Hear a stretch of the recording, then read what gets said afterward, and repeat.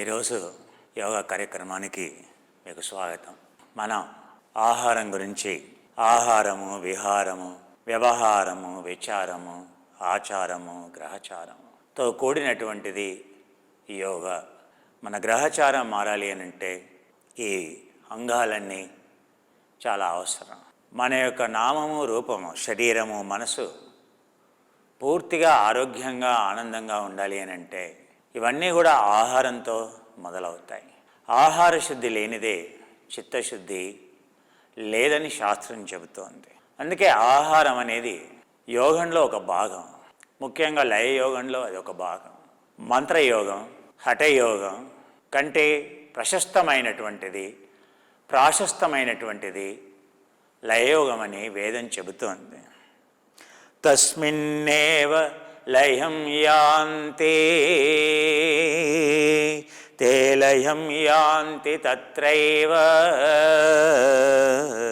తే లయం యాంతి తత్రైవ అని వేదం చెబుతోంది.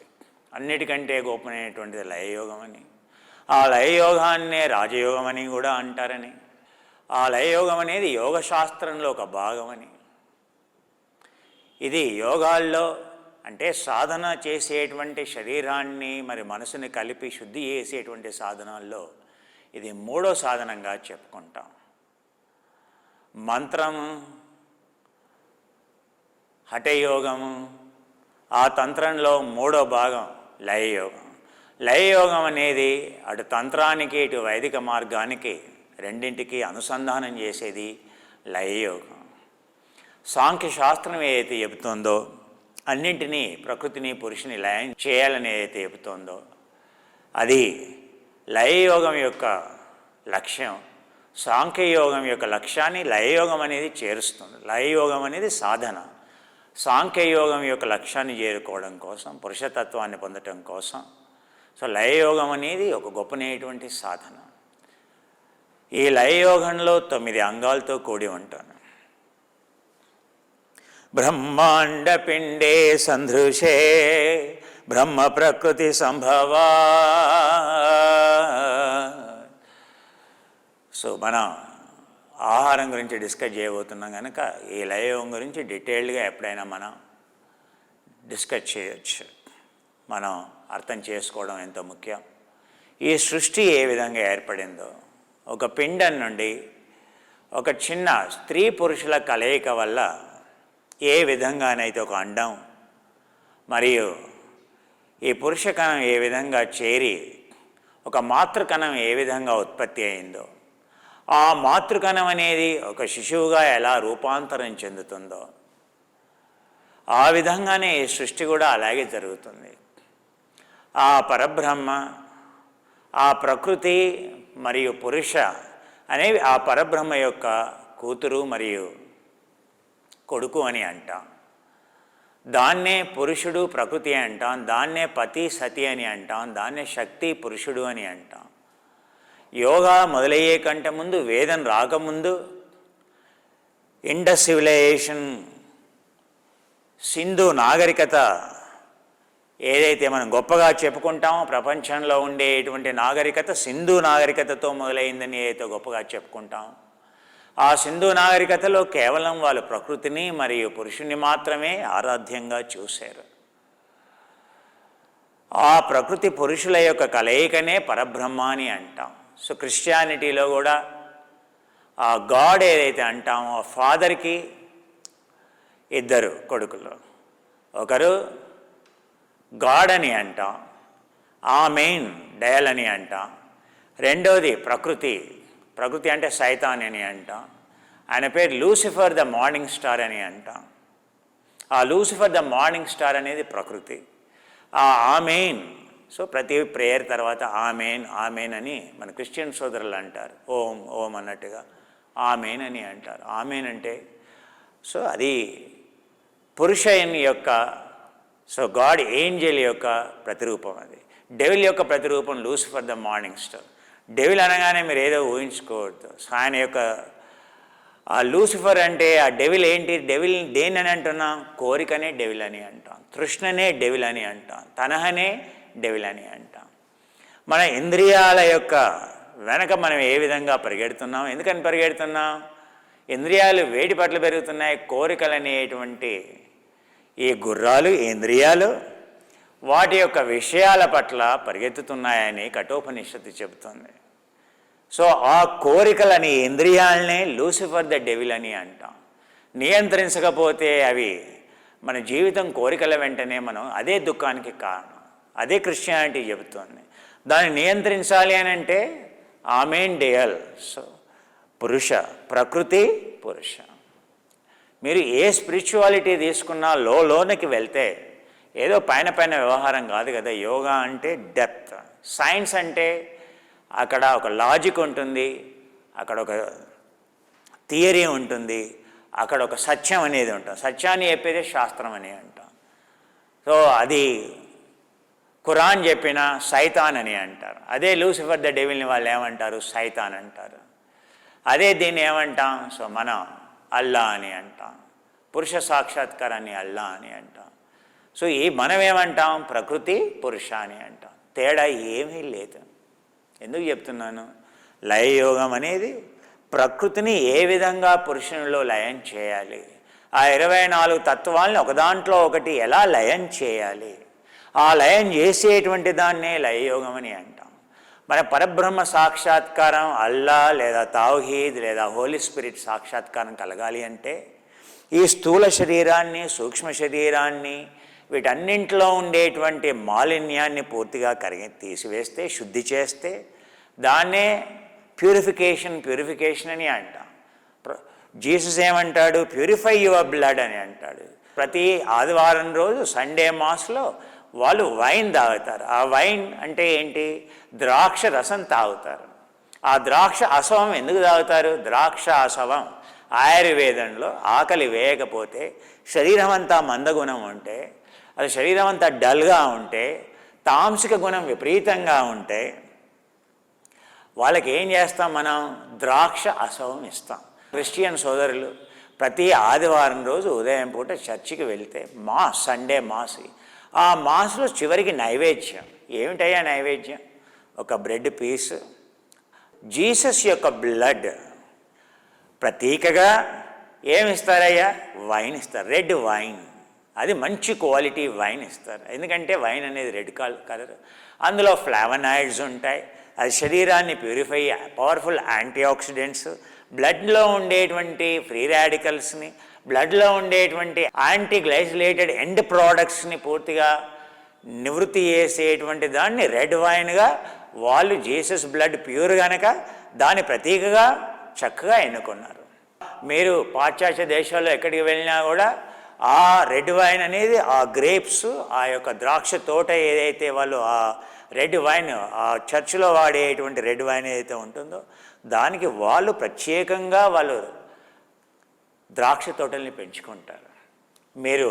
నేను యూకే వెళ్తే అక్కడ యాంపుల్ ఫోర్త్ యాబీ అని అంటాం. రోమన్ క్యాథలిక్స్కి, ప్రపంచంలో అతి ధనవంతులైనటువంటి రోమన్ క్యాథలిక్స్ యొక్క పిల్లలు చదివేటువంటి చాలా ఎక్స్పెన్సివ్ స్కూల్, దాన్ని ఏమంటాం? యాంపుల్ ఫోర్త్ యాబీ అంటాం. అది ఎప్పుడో కొన్ని వందల సంవత్సరాల నుంచి ఉండేటువంటి, ఈ రోజు కూడా అది మొనాస్ట్రిక్ డిసిప్లిన్, బెనడిక్ట్ అనేటువంటి సాంప్రదాయంలో వాళ్ళు ఈ రోజు కూడా అలాగే ప్రొటెస్టెంట్స్కి ఎల్టన్ స్కూల్ ఎలా ఫేమసో, ప్రపంచంలో ఉండేటువంటి ప్రొటెస్టెంట్ క్రైస్తవులు ఎవరైతే ఉన్నారో వాళ్ళలో ధనవంతుల పిల్లలు చదివేటువంటి స్కూలు ఎల్టన్ స్కూల్ అని అంటాం.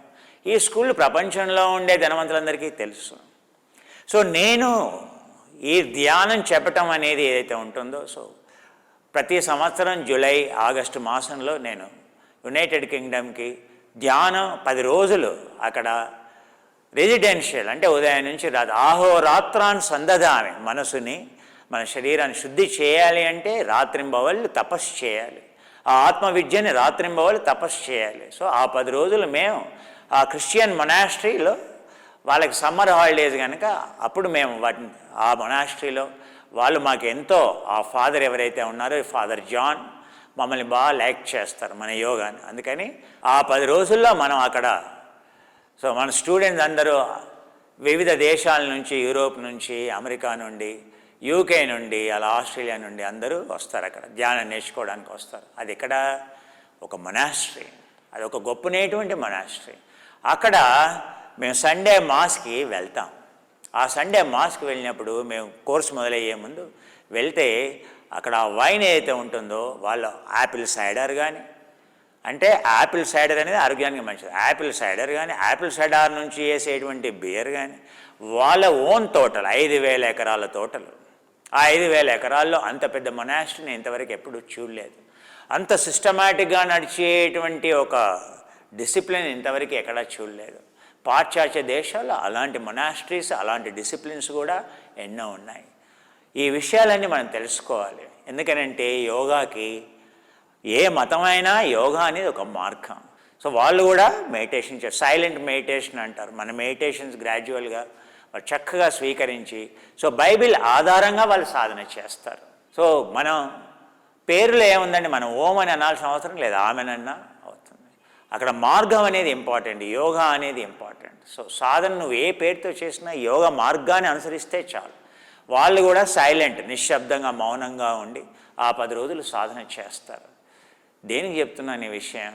సో శుద్ధి చేసేటువంటి జీసస్ చెప్పిన, అది ప్రాఫిట్ చెప్పిన, జిహాదీ అక్బర్ అన్న, ఆ యొక్క కృష్ణుడు చెప్పిన ధర్మయుద్ధం అని, కురుక్షేత్రాన్ని ధర్మక్షేత్రంగా మార్చడానికి ధర్మయుద్ధం చేయమని ఏదైతే శాస్త్రం చెబుతుందో అదంతా యోగమాత్మ విశుద్ధయే, శుద్ధి చేయటమే.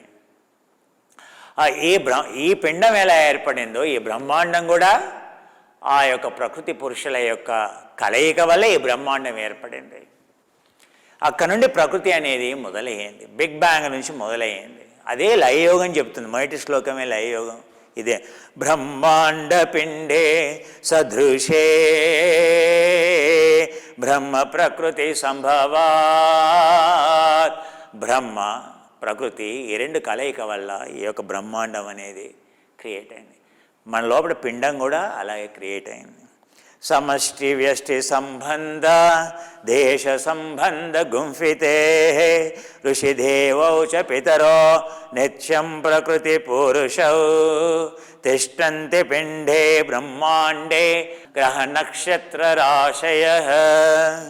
పిండజ్ఞానేన బ్రహ్మాండజ్ఞానం భవతి నిశ్చితం. ఈ బ్రహ్మాండం ఏ విధంగానైతే, ఈ అండం ఏ విధంగా వివిధ అంగాలతో ఏ విధంగా శరీరం తయారైందో, మన సృష్టి పుట్టినప్పుడు కూడా అదొక చిన్న పిండం. ఆ పిండం అనేది, ఆ శక్తి అనేది పెరుగుతూ పెరుగుతూ పెరుగుతూ 14 బిలియన్ 14 × 10⁻10 years 14కి 10 సున్నాలు పెడితే అంతకాలం అయింది. ఇప్పటికి మన సృష్టి పుట్టి ఇంకా పెరుగుతూనే ఉంది. సృష్టి అనేది పెరుగుతూనే ఉంది. సో మనం ఏ విధంగా పెరుగుతున్నామో ఈ సృష్టి కూడా అలాగే పెరుగుతుంది. ఆ సృష్టికి మనకి దగ్గరి సంబంధం. మనం ఎలా పెరుగుతామో, ఈ పిండం ఏ విధంగా శరీరంగా ఎలా తయారైందో ఈ సృష్టి కూడా వివిధ భాగాలతో ప్రతిరోజు కొన్ని కొత్త గ్రహరాశులు, కొత్త నక్షత్రాలు, కొత్త బ్రహ్మాండాలు ఏ విధంగా సృష్టిలో ఏర్పడుతూనే ఉన్నాయి. కొన్ని పోతూనే ఉన్నాయి, కొన్ని ఏర్పడుతూనే ఉన్నాయి. ఎవరికైతే ఆ బ్రహ్మాండంలో నుండి మనం ఆ యొక్క సింగులారిటీ, ఆ పరబ్రహ్మాన్ని చేరుకోవడం అనేది దాన్ని ఏమంటాం, బాహ్య ప్రయాణం అంటాం. ఆ విధంగా మనం శాటిలైట్స్ పంపించినా, మనం ఎన్ని రాకెట్లలో వెళ్ళినా ఆ విధంగా వెళ్ళలేం. అందుకే ఏం చెప్తున్నారు, అందులో ఉండేటువంటి బ్రహ్మాండంలో ఏ అయితే పదార్థాలతో బ్రహ్మాండం తయారు చేయబడిందో ఆ పదార్థాలన్నీ మన లోపల ఉన్నాయి. ఎందుకని మనం కూడా ఆ ప్రకృతిలో ఒక భాగమే. అక్కడ ఏది ఉందో లోపల కూడా అదే ఉంది. ఈ లోపట కనుక పరమ సత్యాన్ని, ఈ లోపట ఉండేటువంటి ఏ విధంగా ఏర్పడిందో, సో ఈ సృష్టి ఏ విధంగా ఏర్పడిందో, ఫస్ట్ ఏం ఏర్పడింది, సో ఫస్ట్ బిగ్ బ్యాంగ్ ఏర్పడింది, తర్వాత మహత్తు ఏర్పడింది, ఆ తర్వాత కాస్మిక్ ఎనర్జీ ఏర్పడింది, ఆ తర్వాత కాస్మిక్ పార్టికల్స్ ఏర్పడ్డాయి, ఆ తర్వాత ఏర్పడింది అయ్యా, సో న్యూక్లియర్ ఫ్లక్స్ ఏర్పడింది, న్యూక్లియర్ ఎనర్జీ ఏర్పడింది, తర్వాత రేడియేషన్ ఏర్పడింది, ఆ రేడియేషన్ ఆ తర్వాత హైడ్రోజన్ ఏర్పడింది, హైడ్రోజన్ తర్వాత మన యొక్క అన్ని లోహాలు, అన్ని మూలకాలు, పీరియాడిక్ టేబుల్లో ఉండే అన్ని మూలకాలు ఒకదాని తర్వాత ఒకటి, ఒకదాని తర్వాత ఒకటి ఇంకా ఫామ్ అవుతూనే ఉన్నాయి. మన శరీరంలో కూడా ఇవన్నీ అలాగే ఉన్నాయి. సో అందుకే చెప్తున్నాడు, ఈ శరీరంలో ఉండేటువంటి సత్యమే తెలిస్తే ఆ బ్రహ్మాండ సత్యం అనేది పిండ జ్ఞానం కలిగితే బ్రహ్మాండ జ్ఞానం కలుగుతుందని చెప్తున్నాడు. బయట వెళ్ళటం వల్ల బ్రహ్మాండ జ్ఞానం కలగదు, కానీ ఈ పిండ జ్ఞానం తెలుసుకోవడం వల్ల ఆ పరబ్రహ్మ సాక్షాత్కారం లేదా హోలీ స్పిరిట్ లేదా అల్లా సాక్షాత్కారం కలుగుతుందని ఆ యొక్క యోగాన్ని లయయోగం అంటామని చెబుతోంది శాస్త్రం. తిష్టంతి పిండే బ్రహ్మాండే గ్రహ నక్షత్ర రాశయ. ఆ యొక్క బ్రహ్మాండాలు, గ్రహాలు, నక్షత్రాలు, ఆ రాశులు, ఆ యొక్క అవన్నీ ఎలా ఏర్పడ్డాయో ఈ శరీరంలో కూడా అవన్నీ అవే మూలకాలు. ఆ గాడ్స్ పార్టికల్, ఇగ్స్ బోసాను, క్వార్క్స్. ఈ శరీరం దేంతో తయారు చేయబడింది? అణువులతో తయారు చేయబడింది. ఆ అణువుల్లో లోపట ఏమున్నాయి? ఎలక్ట్రాన్స్ ఉన్నాయి, ప్రోటాన్స్ ఉన్నాయి. ఆ లోపల ఇంకా వెళ్తే ఏమున్నాయి? క్వార్క్స్ ఉన్నాయి. ఆ లోపల ఇంకా వెళ్తే ఏమున్నాయి? మెసాన్స్ ఉన్నాయి. ఇంకా లోపలికి వెళ్తే ఏమున్నాయి? బోసాన్స్ ఉన్నాయి. ఇంకా లోపలికి వెళ్తే ఏమున్నాయి? సో ఇగ్స్ బోసాన్ ఉంటుంది. ఇంకా లోపలికి వెళ్తే ఏముంటుంది? డార్క్ మ్యాటర్ ఉంటుంది. ఇంకా లోపలికి వెళ్తే ఏముంటుంది? డార్క్ ఎనర్జీ ఉంటుంది. ఇంకా లోపలికి వెళ్తే ఏముంటుంది? సింగులారిటీ వస్తుంది. ఈ లోపల వెళ్ళినా సత్యం అదే, బయట వెళ్ళినా సత్యం అదే. సో మీకు ఒక పవర్ పాయింట్, సో ఇప్పుడు నేను చెబుతున్నప్పుడు మీకు చూపిస్తారు. సో మైక్రోకాస్మోస్ శరీరం లోపలికి వెళ్ళినా సత్యం అదే, బయటికి వెళ్ళినా పరమసత్యం అదే. సో బయటికి వెళ్ళి ఆ పరమసత్యాన్ని తెలుసుకోలేం, కానీ లోపల మనం ప్రయాణం చేసి వీటన్నిటినీ లయం చేసి మనం ఆ పరమమైనటువంటి అంతమైనటువంటి సత్యాన్ని తెలుసుకుంటే మన యొక్క జన్మ అనేది ధన్యమవుతుంది. ఆ యోగానే ఏమంటాం? అంత శాస్త్రీయమైనటువంటి యోగ లయయోగ. లయయోగ అంటే అబ్సల్యూట్ సైన్స్. ఎందుకు చెప్తున్నాను? ఆహారం గురించి లయయోగంలో మొట్టమొదలు యమాలో వచ్చేటువంటిది ఆహారం గురించి ఉంటుంది. గురూపదేశతః పిండ జ్ఞానమాప్య యథాయథా. సో ఆ బ్రహ్మాండ జ్ఞానం తెలవాలంటే ఈ పిండ జ్ఞానాన్ని గురువు సమక్షంలో ఆత్మ అనాత్మ విచారణ, నిత్య అనిత్య విచారణ, శుచి అశుచి విచారణ, సుఖ దుఃఖ విచారణ అనేటువంటి బ్రహ్మ విద్య, ఆత్మ విద్య ఏదైతే ఉంటుందో అది గురూపదేశితంగా గురువు దగ్గర ఉపదేశాన్ని పొంది గురువు సమక్షంలో మాత్రమే కోచ్. సో ఆయన దగ్గర ఉండి నిన్ను ఆయన చెప్పినట్టుగా చేస్తూ ఉంటే లోపల ధ్యానంలో ఆ 10 రోజుల్లో చాలామందికి ఈ సాంఖ్యశాస్త్రంలో చెప్పబడేటువంటి యొక్క ఇవన్నీ కూడా డిజాల్వ్ అయ్యి పంచభూతాలు, ఆ పంచభూతాలు అనేది పంచేంద్రియాల్లో, ఆ పంచేంద్రియాలు అనేవి మనసులో, మనసు అనేది బుద్ధిలో, బుద్ధి అనేది అహంలో, అహం అనేది చిత్తంలో, చిత్తం అనేది ప్రకృతిలో, ప్రకృతి అనేది మహత్తులో, మహత్వం అనేది క్షేత్రజ్ఞుడిలో, క్షేత్రజ్ఞుడు అనేటువంటి వాడు సో పురుషతత్వంలో, అల్లాలో లేదా హోలీ స్పిరిట్లో లేదా పరబ్రహ్మలో లయం కావటాన్ని లయయోగం అని అంటాం. పురా విధో వదంతీమం లయయోగం సుఖావహం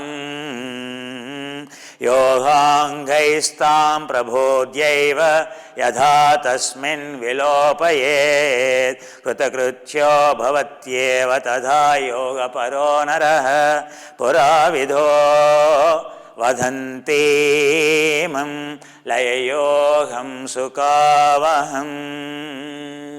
లయయోగంలోని అంగాల వల్ల సాధన చేయటం వల్ల ఇవన్నీ లయం కావటం వల్ల ఈ యొక్క పురం, ఈ యొక్క దేశంలో ఉండేటువంటి సత్యం పూర్తిగా తెలుసుకోవడం వల్ల అప్పుడు ఈ దేశంలో కైలాసం నుండి కన్యాకుమారి వరకు ఈ శక్తిని ఈ పురుషక్షేత్రంలో చేర్చడం వల్ల మనకి ఆ యొక్క బ్రహ్మాండ జ్ఞానం అనేది కలుగుతుందని, ఆ ప్రయాణం అనేది పిండ జ్ఞానం ద్వారానే కలుగుతుందని సో చెబుతోంది.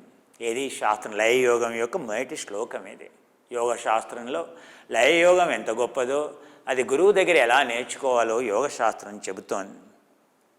ఇందులో 9 అంగాలతో కూడినటువంటిది లయయోగం. ఆ 9 అంగాలు ఏమిటి?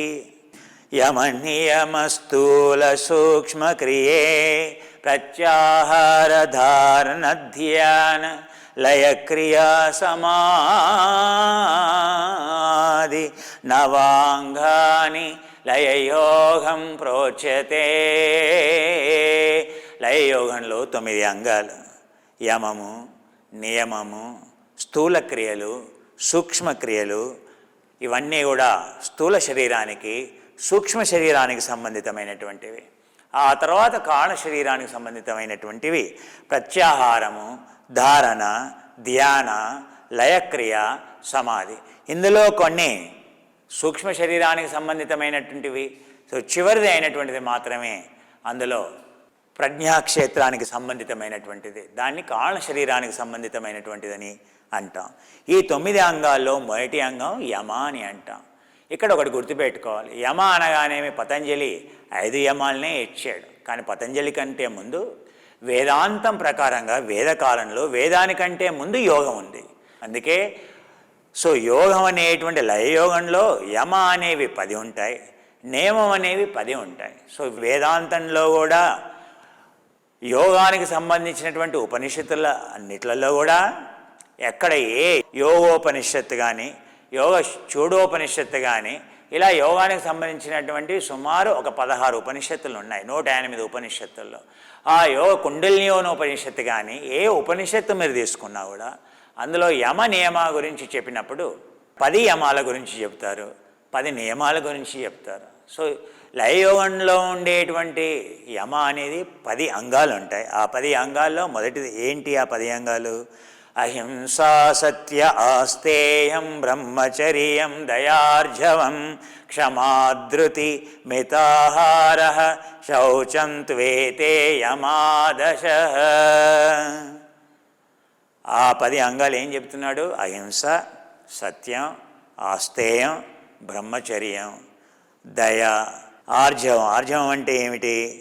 ప్రవృత్తి కానీ నివృత్తి కానీ స్థితప్రజ్ఞస్య, కోల్పోయినా పొందిన ప్రవృత్తి ధర్మం కానీ నివృత్తి ధర్మం కానీ ఏ ధర్మమైనా సమస్థితిలో ఉండేటువంటి దాన్ని ఆర్జవము అని అంటాం.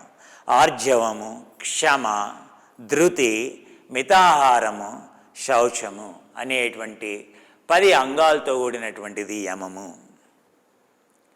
సో అందుకే యాజ్ఞవల్క్యుడు తన యొక్క భార్య అయినటువంటి మైత్రేయికి ఈ లయయోగాన్ని బోధించాడు యోగ సంహితలో, యోగ శాస్త్రంలో.